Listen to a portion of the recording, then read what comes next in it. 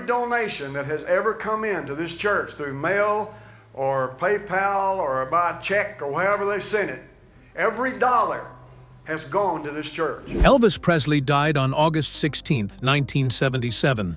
Yet almost 50 years later, a pastor in Arkansas cannot escape a rumor that refuses to fade. His name is Bob Joyce, and his deep baritone voice has convinced millions online that the king of rock and roll never actually left the building. So does the resemblance mean anything at all? Or is this simply the internet doing what it does best? Stick around, because by the end of this video, you will understand exactly what real voice analysis says and why this mystery keeps pulling people back in. The voice that would not let a legend rest. Every few years, a new face shows up online and gets tangled in the same old question. Is Elvis really gone? This time, the face belongs to a soft-spoken preacher from Arkansas, and the question has taken on a strange new life because of one thing in particular: his voice. Can you imagine scrolling through your feed on a random Tuesday and stumbling onto a gospel clip that sounds almost identical to a man who supposedly died decades before you were even born? That is exactly what happened to thousands of viewers who first came across Bob Joyce singing hymns in a small church service. The baritone depth, the southern phrasing, the way certain notes seemed to bend and hold, it all sounded eerily familiar. Bob Joyce has spent years leading worship as a gospel singer and pastor, and by most accounts, his congregation knew him simply as a devoted minister with a gift for song. Then a clip made its way onto YouTube, then TikTok, then every corner of social media, and suddenly, a quiet Arkansas church found itself at the center of one of the strangest identity debates in modern pop culture. What makes this story different from a typical Elvis sighting is the format. This is not a blurry photograph from a grocery store parking lot or a decades-old rumor about a man boarding a plane under a fake name. This is video, high definition, widely shared, endlessly re-watched video, and that changes how people engage with the theory entirely. Fans have taken to slowing down footage frame by frame, comparing Joyce's jawline to old Presley photographs, studying his hand gestures during sermons, and picking apart his vocal runs note by note. Some of them are convinced. Others just find the whole thing entertaining.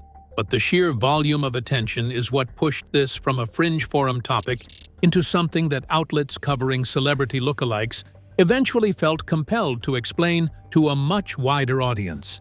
And here is the thing that keeps this story alive when so many other Elvis rumors have quietly died out. Bob Joyce has actually responded to it, repeatedly, and, in his own words, he has not stayed silent or dodged the cameras. He has stood in front of his own congregation and addressed the elephant in the room directly, which honestly only seems to have made people more curious rather than less. There is something almost cinematic about the timing of it all. The Bob Joyce theory did not suddenly explode during a slow news cycle when the internet was searching for anything remotely entertaining. Instead, it emerged during a period when nostalgia was already dominating online culture. Vintage television clips, forgotten interviews, restored concert footage, and decades-old performances were attracting millions of views across YouTube, TikTok, Facebook, and other social media platforms. Audiences seemed more interested than ever in revisiting familiar faces from the past, especially cultural icons whose stories still carried an air of mystery. Into that environment stepped Bob Joyce. A few side-by-side comparison videos, combined with speculation from believers, were enough to catch the attention of recommendation algorithms, which rapidly pushed the theory to millions of curious viewers who may never have encountered it otherwise. It also helps to remember just how unusual and heartbreaking the final years of Elvis Presley's life appeared to those who experienced them firsthand. By the mid-1970s, the energetic, charismatic performer who had once revolutionized popular music looked dramatically different from the confident young star audiences remembered. His health had visibly deteriorated. His dependence on prescription medications had become increasingly apparent, and his concert performances could vary wildly from night to night. Fans watched with growing concern as the man they admired struggled physically and emotionally under the weight of relentless fame. For many who lived through that painful decline, the idea that Elvis somehow escaped the tragic ending recorded in history has always held a powerful emotional appeal, regardless of the overwhelming historical evidence confirming his death. It offers an alternative ending to a story they wished had concluded differently. Bob Joyce, despite repeatedly denying that he is Elvis Presley, inadvertently became the latest figure onto whom that enduring hope has been projected. In many ways, the theory says less about Joyce himself than it does about the lasting impact Elvis continues to have on generations of devoted fans who simply never wanted to say goodbye. So before we get to what the actual experts say about all of this, let's slow things down and talk about who Bob Joyce really is. Because you cannot understand the mystery without understanding the man at the center of it.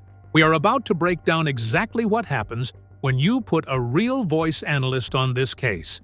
And trust me, what they found is not what most people online are expecting. Keep watching, because the answer to this 50-year-old mystery might surprise you more than the rumor ever did. Onside the man behind the myth. Who is Bob Joyce? Strip away the viral clips and the comment section debates, and you are left with a man who, by every account available, has spent his adult life inside a church rather than a recording studio. Bob Joyce leads a small congregation in Benton, Arkansas, where he has built a reputation over the years as a pastor who blends traditional preaching with heartfelt gospel performance. Unlike the polished biographies you find for actual celebrities, complete with verified timelines and official record labels, most of what exists about Bob Joyce comes from fan-written blog posts, aggregated biography sites, and recycled social media captions. Reports describing his background are honestly a bit inconsistent. Some place his age in his 60s, others push it closer to his 70s, and the exact founding story of his ministry shifts slightly depending on which blog you land on. That inconsistency alone tells you something important. Most of what circulates about Bob Joyce online has not gone through anything close to rigorous fact-checking. It is internet folklore, built one reshared post at a time. What does stay consistent across nearly every account is this. Joyce is described as a family man with children who reportedly also share some of his physical resemblance to Presley, which only added more fuel to the speculation. Supporters of the theory point to this as proof that the resemblance runs deeper than coincidence. Skeptics point out that plenty of families share strong features without any hidden identity involved. His public image is built almost entirely around faith rather than fame. He live streams sermons, posts gospel performances, and by most descriptions treats his growing online following as an extension of ministry rather than a launchpad into celebrity culture. That detail matters, because unlike past Elvis impersonators who leaned into the comparison for a paycheck, Joyce has repeatedly tried to steer the conversation back toward his actual message, and he has not been shy about addressing the rumor head-on. During a sermon that later circulated widely, Joyce openly acknowledged the comparisons people kept making to Elvis, while making clear he is simply a pastor devoted to his congregation. He did not sound defensive or annoyed. If anything, longtime viewers describe him as amused, almost like a man who has made peace with being compared to a legend he clearly admires. There is also a smaller, almost comedic layer to this story that illustrates just how chaotic online rumors can become once they gain traction. At one point, a completely unrelated photograph of country singer Andy Childs was mistakenly circulated across social media and various websites as yet another supposed image of Joyce. Rather than clearing up the mystery, the mistake only deepened the confusion surrounding his identity, with many people sharing the photo without stopping to question whether it was genuine. The mix-up became another example of how easily misinformation can snowball when users repeatedly repost the same unverified content. It also highlights a broader problem with internet culture, where speed often takes priority over accuracy. Once a rumor reaches enough people, Even obvious errors can become widely accepted simply because they are repeated so often. In the end, the mistaken photograph served as a reminder that viral claims frequently spread far faster than fact-checking efforts, leaving countless people convinced they have seen evidence that was never authentic in the first place. So who is Bob Joyce really? Based on everything available, he is a working pastor and gospel musician whose voice happens to sit in a register that reminds people of one of the most recognizable singers in American history. That alone was enough to launch a theory that has now run for years. But a voice reminding you of someone is very different from a voice belonging to someone, and that distinction is exactly where real analysis comes in. Before we get into what trained ears actually hear when they listen closely, you need to understand how this theory managed to spread as far as it did. What happened next turned a small church clip into a worldwide conversation, and it happened faster than almost anyone expected. How the theory caught fire online. Conspiracy theories rarely spread because of one single dramatic reveal. They spread because of momentum, one share leading to another, one comment section feeding the next, until the original context barely matters anymore. That is precisely what happened with Bob Joyce. It started small, a gospel clip here, a sermon snippet there, mostly circulating among Elvis fan communities who have spent decades keeping the King's memory alive online. These are passionate, dedicated fan bases, the kind that built entire forums around examining every photograph and interview from Presley's final years. When Joyce's voice showed up in their feeds, it landed in exactly the right ecosystem to explode. From there, algorithm-driven platforms did what they do best. A video comparing Joyce's vocal tone to Presley's earned engagement. Engagement earned more visibility, and more visibility pulled in casual viewers who had never even heard of an Elvis conspiracy theory before. Within a relatively short window, clips of Joyce singing had been viewed, dissected, and debated across YouTube, TikTok, and countless online forums by people slowing down audio and comparing facial features frame by frame. What makes this particular theory stickier than most is the emotional pull behind it. Elvis was not just a musician, he represented a cultural shift, and his sudden death at just 42 years old left a void that fans have spent nearly 5 decades trying to fill with stories, sightings, and speculation. The idea that he might have simply walked away from the pressure of fame and lived out a quiet, ordinary life is, for many people, far more comforting than the reality of his actual final years. Layer that emotional desire on top of a genuinely uncanny vocal similarity, and you get a theory with real staying power. It is not built on hard evidence, but it is built on something almost as powerful: the human need for beloved icons to somehow still be out there, living, breathing, maybe even singing hymns in a small church on a Sunday morning. Comment sections beneath these videos now read almost like courtroom transcripts, with thousands of viewers presenting what they believe is definitive proof.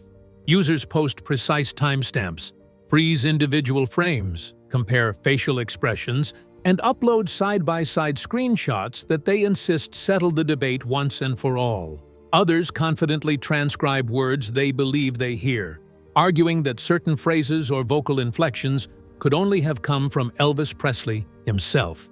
Yet, despite the certainty with which many of these claims are presented, very few reference professional audio analysis, authenticated archival material, or any documented historical evidence.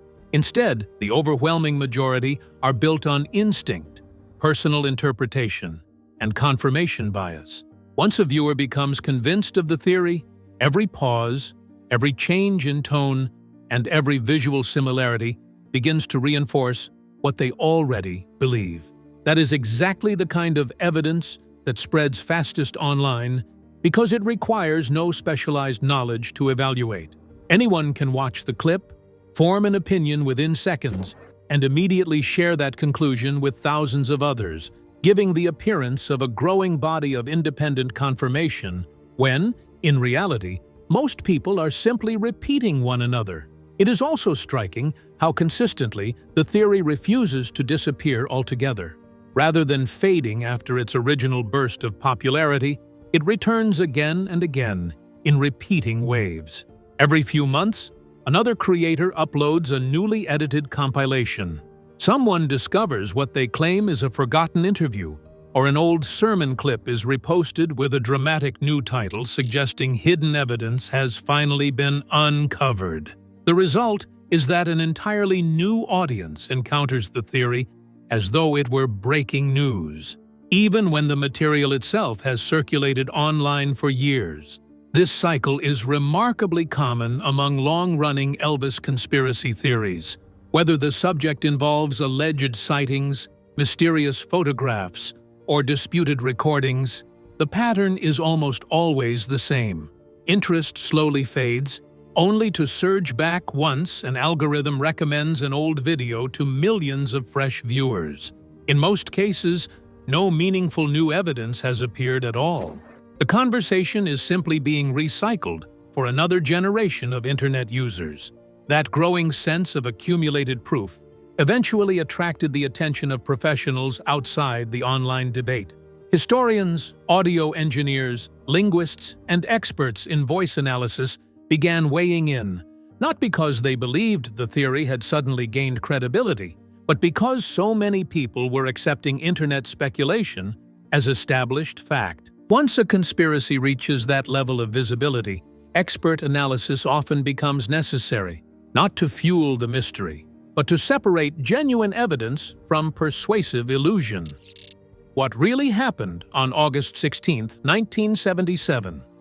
To understand why the Bob Joyce theory exists at all, you have to go back to the actual day everything supposedly ended, and just how thoroughly documented that day really was. On the afternoon of August 16, 1977, Elvis Presley was found unresponsive on the bathroom floor of his Graceland mansion in Memphis, Tennessee. He was rushed to Baptist Memorial Hospital, where doctors attempted resuscitation before he was pronounced dead at 42 years old. The Shelby County Medical Examiner conducted a full autopsy that same day, and the official cause of death was recorded as cardiac arrhythmia, an irregular heartbeat tied to years of prescription medication use and underlying heart disease. This was not a quiet or easily faked event. Presley's death certificate, autopsy report, and funeral were all matters of extensive public record. His body was viewed by tens of thousands of mourners who filed past his casket at Graceland, and his funeral on August 18, 1977, was attended by close friends, family members, and industry figures who had known him personally for years. His fiancée, Ginger Alden, discovered his body that afternoon, and multiple first-hand witnesses, including his father, Vernon, and members of his inner circle, confirmed the death within hours. Despite all of that documentation, rumors that Presley faked his death began circulating almost immediately and have never fully gone away. In the early 1980s, the idea mostly lived in underground fan publications and niche newsletters, a topic for die-hard enthusiasts rather than mainstream conversation. That changed in 1987, when a woman in Michigan claimed she had spotted Presley alive at a fast food restaurant, a story that pushed the theory into national headlines for the first time. Since then, alleged sightings have never fully stopped, spanning grocery stores, small towns, and now, apparently, church pulpits. Documentation of these theories shows they have persisted for decades, despite the fact that Presley's death is easily verifiable through the number of witnesses who confirmed it at the time. What ties nearly all of these stories together is a complete absence of verifiable evidence, paired with an abundance of grainy photographs, secondhand accounts, and stories that shift slightly every time they get retold. Long before Bob Joyce, there was another voice that fueled this same kind of speculation, a masked country singer who performed under the name Orion during the late 1970s and early 1980s. His real identity was a talented vocalist named Jimmy Ellis, but his uncanny vocal similarity to Presley led to years of rumors that he was Elvis performing in secret behind a mask. Ellis eventually removed the mask, and continued his own career. And the theory around him faded the same way most of these stories eventually do, not with a dramatic reveal, but with time and a lack of any real evidence. The parallels to the Bob Joyce story are hard to ignore. A distinctive singing voice, a wave of viral attention, and a real person left trying to live a normal life underneath a rumor that was never theirs to carry. The Bob Joyce theory fits neatly into this decades-long pattern, except this time, the supposed evidence is not a blurry photograph, but a clear, high-quality voice, which is exactly why voice analysis has become the center of the entire debate rather than a side detail. This is the part everyone has been waiting for. What happens when someone actually applies real forensic listening techniques to Bob Joyce's voice, instead of just trusting their gut? The answer changes the entire conversation, so do not go anywhere. What actual voice analysts and historians say. Here is where the story shifts from viral speculation to something closer to an actual investigation, because voices, unlike faces, carry measurable characteristics that trained professionals can examine far more precisely than the average person scrolling through a comment section. Forensic voice comparison typically looks at formant frequencies, pitch range, vocal tract resonance, and speech patterns built up over a lifetime, features that are shaped by a person's unique anatomy and cannot simply be copied through imitation or coincidence. When historians and audio professionals have weighed in on the Bob Joyce comparisons, the consensus has been strikingly consistent, and it points away from the theory rather than toward it.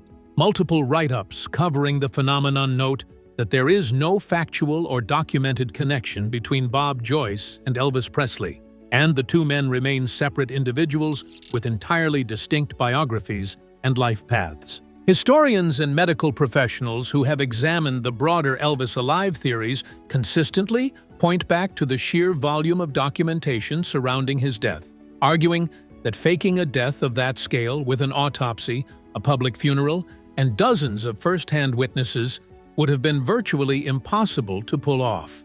One recurring explanation for why Ronnie McDowell, Jimmy Orion Ellis, Terry Mike Jeffrey, or Joyce Ryder sound so much like Elvis Presley has nothing to do with hidden identities or long-running conspiracy theories.